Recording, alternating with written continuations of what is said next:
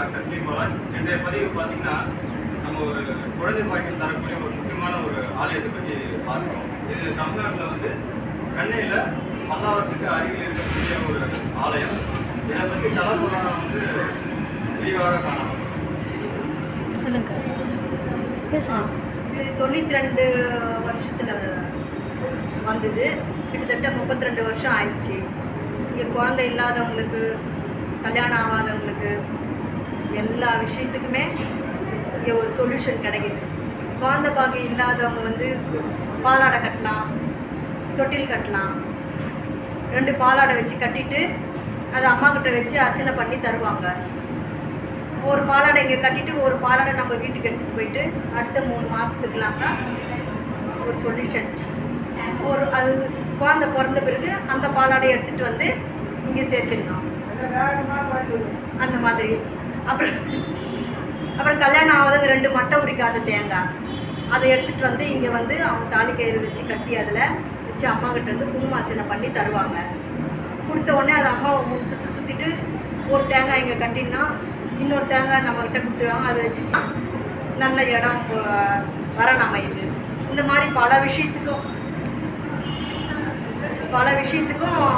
ஒரு நல்ல ஒரு சொல்யூஷன் கிடைக்குது. இங்கே வந்து காணும் பாக்கியம், குடும்பத்தில் கஷ்டமா, எல்லா விஷயத்துக்குமே, குழந்தைங்க படிக்கலையா, எல்லா விஷயத்துக்குமே ஒரு வீடு அமையிறது, வீடு கட்ட முடியலையா, அதுக்கும் ஒரு சொல்யூஷன், எல்லா விஷயத்துக்குமே ஒரு சொல்யூஷன் கிடைக்குது. இங்கே வந்து காலை வைக்கிறதே ஒரு பெரும் பாக்கியம். அதே போல இதில் ஆடி மாதத்தில் 2வது வாரம் வந்து அக்னி சட்டி எடுக்கக்கூடிய ஒரு திருவிழா வந்து நடக்கக்கூடிய ஒரு நிகழ்வை நம்ம பார்க்கலாம். அதே போல் நம்ம வேண்டிய விஷயங்கள் அனைத்தும் நடக்கக்கூடிய ஒரு ஆலயமாக இதில் கருதலாம். இதில் வந்து 5 நாள் திருவிழா. இதில் வந்து நம்ம வந்து 5 நாள் வந்து உண்டான ஒரு திருவிழா நடக்கக்கூடிய ஒரு விஷயம். அதாவது இதில் வந்து புதன்கிழமை அன்றைய தினத்தில் வந்து காப்பு கட்டி, ஞாயிற்றுக்கிழமை தினத்தில் வந்து நம்ம இந்த திருவிழா நடக்கக்கூடிய ஒரு நிகழ்வை பார்க்கலாம்.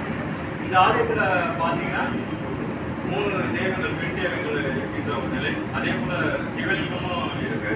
இது ரொம்ப ஒரு பழைய காலத்தில் உருவாக்கப்பட்ட ஒரு கோவில்னு பார்க்கலாம்.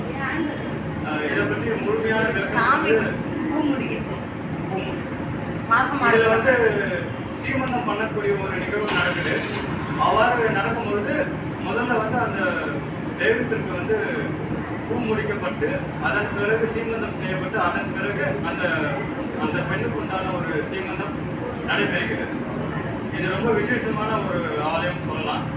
இதில் இது போல எதனா ஒரு குறைகள் இருந்ததுன்னா இந்த ஆலயத்திற்கு வரும்படி கேட்டுக்கொள்ளப்படுகிறது. இதுக்குண்டான தொலைபேசி எண்ணும் டிஸ்கிரிப்ஷன் பாக்ஸில் உங்களுக்கு தெரிவிக்கப்படும்.